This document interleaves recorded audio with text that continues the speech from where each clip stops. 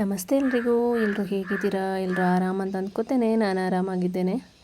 ಇದು ಕಣಿಲೆ ಅಂತ ಇವತ್ತು ಪಲ್ಯ ಮಾಡೋಣ ಅಂತ ಅಂದ್ಕೊಂಡಿದ್ದೇನೆ. ಬೆಳಿಗ್ಗೆಗೆ ಕಣಿಲೆ ಪಲ್ಯ ಮತ್ತು ರೊಟ್ಟಿ ಕಾಂಬಿನೇಷನ್ ಅಂತೂ ತುಂಬ ಸಖತ್ತಾಗಿರುತ್ತೆ. ತಿಂದು ನೋಡಿದವರಿಗೆ ಇದರ ಟೇಸ್ಟ್ ಪಕ್ಕ ಗೊತ್ತಿರುತ್ತೆ. ತಿನ್ನೋದವರು ಖಂಡಿತ ಇಂದನ್ನೊಮ್ಮೆ ಟ್ರೈ ಮಾಡಿ. ಕಣಿಲೆ ಸಿಗೋದು ತುಂಬ ಅಪರೂಪ. ಈಗಂತೂ ಟೌನಲ್ಲೆಲ್ಲ ಮಾರ್ತಾ ಇರ್ತಾರೆ ಕಣಿಲೆನ, ಅಥವಾ ಹತ್ತಿರ ಎಲ್ಲ ಬಿದ್ದರೂ ಇದ್ದರೆ ತೆಗೆದು ಮಾಡ್ತಾರೆ. ಆದರೆ ಕಾನೂನು ಬಾಹಿರ. ದುಡ್ಡು ಕೊಡ್ತಾ ಇರೋದಕ್ಕೇನು ಸಮಸ್ಯೆ ಇಲ್ಲ. ಜೊತೆಗೆ ಈ ಕಾಳೂ ಹಾಕ್ತಾಯಿದ್ದೇನೆ, ಹಾಗಾಗಿ ಸ್ವಲ್ಪ ಜಾಸ್ತಿನೇ ಆಗತ್ತೆ. ಮತ್ತೊಂದು ಟೇಸ್ಟ್ ಇರುತ್ತೆ. ಇದಕ್ಕೆ ಅರಿಶಿನ ಹುಡಿ ಮತ್ತು ಮೆಣಸು ಮಾತ್ರ ಹಾಕಿ ಬೇಯಿಸ್ಕೊಂಡು ಉಪ್ಪು ಹಾಕ್ಕೋತಾ ಇದ್ದೇನೆ. ಬೇಯಿಸ್ಕೊಂಡು ಒಂದು ಒಗ್ಗರಣೆ ಅಷ್ಟೇ, ಸಿಂಪಲ್. ಬಟ್ ರೊಟ್ಟಿಗಂತೂ ಕಾಂಬಿನೇಷನ್ ಸಖತ್ತಾಗಿರುತ್ತೆ.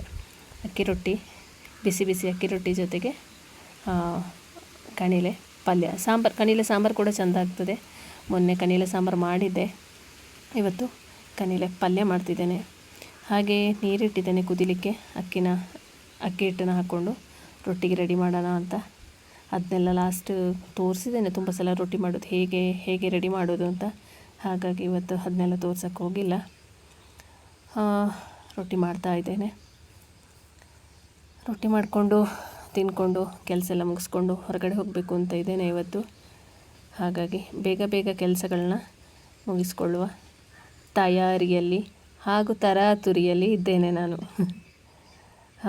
ತುಂಬ ಜನ ಇರೋದಕ್ಕೆ ತುಂಬ ರೊಟ್ಟಿ ಬೇಕಾಗುತ್ತೆ. ಕಣಿಲೆ ಪಲ್ಯ ಸಹ ರೆಡಿಯಾಗಿದೆ, ಬಿಸಿ ಬಿಸಿ ಇದೆ. ಹಬೆ ಹೋಗ್ತಾ ಇದೆ ನೋಡಿ ಬಿಸಿಗೆ. ನಾನು ರೊಟ್ಟಿ ಮತ್ತು ಪಲ್ಯನ ತಿನ್ಕೋತಾ ಇದ್ದೇನೆ. ಬಾಕಿದೆಲ್ಲ ಕೆಲಸ ಮುಗಿಸ್ಕೊಂಡು ಹೊರಟೆ. ಜೋರು ಮಳೆ ಬರ್ತಿದೆ. ರೈನ್ಕೋಟು, ಈ ಹೆಲ್ಮೆಟ್ಟು, ಇರಿಟೇಟ್ ನನಗೆ. ರೈನ್ಕೋಟ್ ಆದರೂ ಹಾಕ್ಕೋತೇನೆ, ಬಟ್ ಈ ಹೆಲ್ಮೆಟ್ಟು ಎಲ್ಲಾದರೂ ಹೋಗುವಾಗ ಹಾಕ್ಕೊಳ್ಳೋದು ಅಂತ ಹೇಳುವಾಗೆ ಒಂಥರ ಸಂಕಟ ಆಗೋದು. ಬಟ್ ಹೆಲ್ಮೆಟ್ ಧರಿಸಲೇಬೇಕು. ನಾನು ಮತ್ತು ವಿಜಿ ಇವತ್ತು ಗೋಣಿಕೊಪ್ಪಕ್ಕೆ ಹೋಗ್ತಾ ಇದ್ದೇವೆ. ವಿರಾಜಪೇಟೆಯಿಂದ ಅರ್ಧ ಗಂಟೆ ಇದೆ ಗೋಣಿಕೊಪ್ಪ ಹೋಗಲಿಕ್ಕೆ. ವಿರಾಜಪೇಟೆಗೆ ಹೋಗಲಿಕ್ಕೆ ನಮ್ಮ ಮನೆಯಿಂದಲೇ ಸ್ವಲ್ಪ ದೂರ ಇದೆ. ಮತ್ತು ಅಲ್ಲಿಂದ ಗೋಣಿಕೊಪ್ಪ ಹೋಗ್ತಾ ಇದ್ದೇವೆ. ಯಾಕೆ ಅಂತ ಯೋಚನೆ ಮಾಡ್ತಿದ್ದೀರಾ? ಯೋಚನೆ ಎಲ್ಲ ತುಂಬ ಮಾಡಬೇಡಿ, ವಿಡಿಯೋನ ಎಂಡ್ ತನಕ ನೋಡಿ ಗೊತ್ತಾಗತ್ತೆ.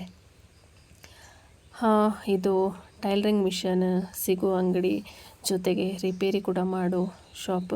ನಂದು ಟೈಲರಿಂಗ್ ಮಿಷನ್ ಹಾಳಾಗಿ ತುಂಬ ದಿನ ಆಗೋಯಿತು. ಅದು ಯೂಸ್ ಮಾಡದೆ ಹಾಗೆ ಆಗಿತ್ತು. ಮತ್ತು ಹಾಳಾಗಿದೆ ಅಂತ ಹೇಳಿ ಸೈಡಿಗೆ ಇಟ್ಟಿದ್ದು ಸೈಡೇ ಆಗೋಗೋಯಿತು. ಇವತ್ತಂತೂ ಅದನ್ನ ರಿಪೇರಿಗೆ ತಂದೆ. ಇದಂತೂ ಅರ್ಧ ಗಂಟೆ ಕಾಯಬೇಕು ಅಂತ ಹೇಳಿದರು. ಹಾಗಾಗಿ ನಾವು ಸ್ಮಾರ್ಟ್ ಬಜಾರ್ ಪಕ್ಕದಲ್ಲೇ ಇತ್ತು, ಅಲ್ಲಿಗೆ ಬಂದ್ವಿ. ಹೇಗೋ ಮಿಷಿನ್ ರಿಪೇರಿ ಆಗೋಕ್ಕೆ ಟೈಮ್ ಇದೆ ಅಲ್ವಾ, ಅರ್ಧ ಗಂಟೆ ಅಲ್ಲಿ ಸುಮ್ಮನೆ ಕೂತು ಏನು ಮಾಡಲ ಅಂತ ಹೇಳಿ ಸ್ಮಾರ್ಟ್ ಬಜಾರಿಗೆ ನೋಡೋಣ, ಏನಾದರೂ ಕಣ್ಣಿಗೆ ಸಿಗತ್ತಾ, ತಗೊಳ್ಳೋಣ, ಅಥವಾ ಜಸ್ಟ್ ಒಂದು ರೌಂಡಾದರೂ ಹೊಡೆದು ಬರೋಣ ಅನ್ಕೋತಾ ಇದ್ದೆ. ನಾನು ಗೋಣಿಕೊಪ್ಪ ಬಂದಾಗ ಸ್ಮಾರ್ಟ್ ಬಜಾರಿಗೆ ಬರಬೇಕು ಅಂತ. ಯಾವತ್ತೂ ಬರೋಕ್ಕಾಗಿಲ್ಲ. ಈಗ ಹೇಗೂ ಇಲ್ಲಿಗೆ ಬಂದಿದ್ದೇನೆ, ಹಾಗಾಗಿ ಇದರೊಳಗೆ ಬರೋಕ್ಕೊಂದು ಟೈಮ್ ಸಿಕ್ತು ನನಗೆ. ಏನು ತಗೊಳ್ಳೋದು, ಏನು ಬೇಕು ಅಂತೇಳಿ ಯೋಚನೆ ಮಾಡಿಕೊಂಡೆಲ್ಲ ಒಂದು ರೌಂಡ್ ಬಂದೆ. ಬಟ್ ಇದ್ದಿದ್ದೇ ಮತ್ತೆ ತಗೊಳ್ಳೋದು ಇಷ್ಟ ಆಗೋದಿಲ್ಲ ನನಗೆ. ಏನಾದರೂ ಹೊಸತೇನಾದರೂ ಇದ್ದರೆ ತಗೊಳ್ಳೋಣ ಅಂತ ಹೇಳಿ ನೋಡಿಕೊಂಡು ಸುಮ್ಮನೆ ಹಾಗೆ ರೌಂಡ್ ಹೊಡಿತಾ ಇದ್ದೆ. ವಿಜಿ ಒಂದು ಕಡೆಯಿಂದ ಹೋಗ್ತಾಯಿದ್ರು, ನಾನು ಒಂದು ಕಡೆಯಿಂದ ಹೋಗ್ತಾಯಿದ್ವಿ. ಆ್ಯಕ್ಚುಲಿ ರೇಟೆಲ್ಲ ತುಂಬ ಗಮನಿಸ್ತಾ ಇದ್ವಿ ನಾನು ಮತ್ತು ವಿಜಿ. ಶಾಪಲ್ಲಿ ಮಾರ್ತಾ ಇದ್ದೇವೆ, ಶಾಪಿಗೆ ತರುವ ಹೋಲ್ಸೇಲ್ ಅಂಗಡಿಯಿಂದ ಇಲ್ಲಿ ಎಷ್ಟು ಕಮ್ಮಿಗೆ ಸಿಗತ್ತೆ, ಹೇಗಿದೆ ಅಂತ ಹೇಳಿ ನೋಡಿಕೊಂಡು ಮಾತಾಡ್ತಾ ಇದ್ವಿ ನಾನು ಮತ್ತು ವಿಜಿ. ಹೂ ಕೂಡ ಸಿಗತ್ತೆ ನೋಡಿ, ಪ್ಯಾಕೆಟ್ ಮಾಡಿ ಇಟ್ಟಿದ್ದಾರೆ.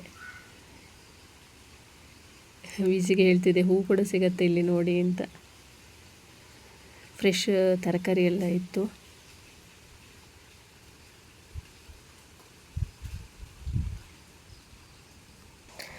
ಒಂದು ಮನೆಗೆ ಬೇಕಾಗುವಂತಹ ಎಲ್ಲ ಪದಾರ್ಥಗಳು, ಪಾತ್ರೆಗಳು, ವಸ್ತುಗಳು ಏನು ಬೇಕು ಅದೆಲ್ಲ ಇಲ್ಲಿ ಸಿಗತ್ತೆ. ಹಾಗಾಗಿ ಸ್ಮಾರ್ಟ್ ಬಜಾರಿಗೆ ಬಂದರೆ ಸಾಕು. ಈ ಪಾಪುನ ನೋಡಿದಾಗ ನನಗೆ ಮಾಹಿನ ನೋಡ್ದಂಗೆ ಅನ್ನಿಸ್ತು. ಬ್ಯಾಕ್ ಸೈಡಿಂದ ತುಂಬ ತರಲೆ ಮಾಡ್ತಿತ್ತು ಈ ಪಾಪು. ಮಾಹಿದ್ದೇ ನೆನಪಾಯಿತು ನನಗೆ. ಬ್ಯಾಂಡ್ಗಳು ಇದೆಲ್ಲ ಹೆಣ್ಮಕ್ಳಿಗೆ. ನಿಶಿನೆಲ್ಲ ಕರ್ಕೊಂಡು ಬಂದಿದ್ರೆ ಅವಳು ನಿಂತಲ್ಲಿ ನಿಲ್ತಿರ್ಲಿಲ್ವೇನೋ. ಹಾಗೆ ಬಟ್ಟೆ ಎಲ್ಲ ನೋಡ್ಕೊಂಡು ಬರೋಣ ಅಂತ ಮೇಲೆ ಸ್ಟೆಪ್ ಹತ್ತಿ ಬಂದೆ. ಸುಮ್ಮನೆ ಹಾಗೆ ನೋಡಿದೆ ಅಷ್ಟೇ, ತಗೋಬೇಕು ಅಂತ ಅನಿಸಿಲ್ಲ ನನಗೆ ಯಾವುದು ಸಹ. ಬಟ್ಟೆ ಶಾಪಿಂಗ್ ಎಲ್ಲ ಮಾಡಬೇಕು ಅಂತ ಅನಿಸಿಲ್ಲ. ಆ್ಯಕ್ಚುಲಿ ಇದೆಲ್ಲ ಪ್ಲ್ಯಾನೇ ಇರಲಿಲ್ಲ ಅಲ್ವಾ, ಹಾಗಾಗಿ ಅದು ಅನಿಸೂ ಇಲ್ಲ. ಸುಮ್ಮನೆ ಹಾಗೆ ಬಂದು ನೋಡಿಕೊಂಡು ಹಾಗೆ ಒಂದು ರೌಂಡ್ ಹೊಡೆದೆ. ವಿಜಿ ಕೆಳಗೇ ಇದ್ದರು ಬಿಲ್ ಮಾಡಿಕೊಂಡು.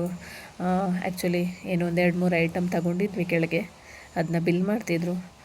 ನಾನು ಹಾಗೆ ನೋಡ್ಕೊಂಡು ಬರ್ತೇನೆ ಅಂತ ಮೇಲೆ ಬಂದೆ. ನೆಕ್ಸ್ಟ್ ಟೈಮ್ ಒಂದ್ಸಲಿ ಬರಬೇಕು ಇಲ್ಲಿಗೆ ಶಾಪಿಂಗ್ ಮಾಡೋಕ್ಕೆ ಅಂತ ಅಂದ್ಕೊಂಡಿದ್ದೇನೆ. ಬಟ್ಟೆ ಚೆಂದ ಇತ್ತು, ಮತ್ತು ಪಕ್ಕದಲ್ಲಿ ವಿಶಾಲ್ ಮಾರ್ಟ್ ಕೂಡ ಇತ್ತು. ಮತ್ತೆ ಗೊತ್ತಾಗಿದ್ದು ನನಗೆ ವಿಶಾಲ್ ಮಾರ್ಟಲ್ಲಿ ಕೂಡ ಎಲ್ಲ ಐಟಮ್ಸ್ ಸಿಗತ್ತೆ ಒಳಗೆ ಅಂತ. ಹೊರಗಿಂದ ನೋಡಬೇಕಿದ್ರೆ ತುಂಬ ಸಣ್ಣದಾಗಿ ಕಾಣ್ತಿತ್ತು, ಹಾಗಾಗಿ ಅಲ್ಲಿಗೆ ಹೋಗೋದು ಬಿಟ್ಟು ಇಲ್ಲಿಗೆ ಬಂದ್ವಿ. ಫೈನಲಿ ಎಲ್ಲ ಸುತ್ತಕೊಂಡು ಮಿಷಿನ್ ರಿಪೇರಿ ಮಾಡುವಲ್ಲಿಗೆ ಬಂದ್ವಿ. ಸ್ಟಿಚ್ ಒಂದು ಕರೆಕ್ಟ್ ಬೀಳ್ತಿತ್ತು, ಸಮಾಧಾನ ಆಯಿತು ನನಗೆ. ಹಬ್ಬ ತುಂಬ ಟೈಮ್ ಆದಮೇಲೆ ನನ್ನ ಮಿಷಿನ್ ಕರೆಕ್ಟಾಗಿದೆ ಅಂತ. ಅಲ್ಲಿಂದ ಮಿಷಿನ್ ತಗೊಂಡು ಹೊರಡೋಣ ಅಂತ ಬಂದಾಗ ಇದನ್ನು ನೋಡ್ದಂಗೆ ನನಗೆ ಬಲರಾಮಣ್ಣನ ನೆನಪಾಯಿತು. 1 ತಿಂಗಳು ಪ್ಯೂರ್ ವೆಜ್ಜಲ್ಲಿ ಇದ್ದಾರಲ್ವ, ಹಾಗಾಗಿ ಕೋಳಿ ನೋಡಿದಾಗ ಬಲರಾಮಣ್ಣ ನೆನಪಾಯಿತು. ಎಲ್ಲ ಮುಗಿಸ್ಕೊಂಡು ಮತ್ತೆ ನಾವು ಹೊರಟ್ವಿ ಮನೆಗೆ. ನನ್ನ ಇವತ್ತಿನ ಈ ಮಿನಿ ಬ್ಲಾಗ್ ನಿಮಗೆ ಖಂಡಿತ ಇಷ್ಟ ಆಗುತ್ತೆ ಅಂತ ಅಂದ್ಕೋತೇನೆ. ಇಷ್ಟ ಆದಲ್ಲಿ ಲೈಕ್, ಶೇರ್, ಕಮೆಂಟ್ಸ್ ಎಲ್ಲ ಮಾಡಿ. ಈ ಚಾನಲ್ನ ಫಸ್ಟಾಗಿ ನೋಡೋರು ಸಬ್ಸ್ಕ್ರೈಬ್ ಮಾಡೋದನ್ನ ಮರಿಬೇಡಿ. ಹಾಗೂ ನಿಮ್ಮ ಎಲ್ಲ ಫ್ರೆಂಡ್ಸಿಗೆ ನನ್ನ ಚಾನಲ್ನ ಶೇರ್ ಮಾಡಿ ಅಂತ ಹೇಳ್ತಾ ಈ ವಿಡಿಯೋನ ಎಂಡ್ ಮಾಡ್ತಿದ್ದೇನೆ. Thank you.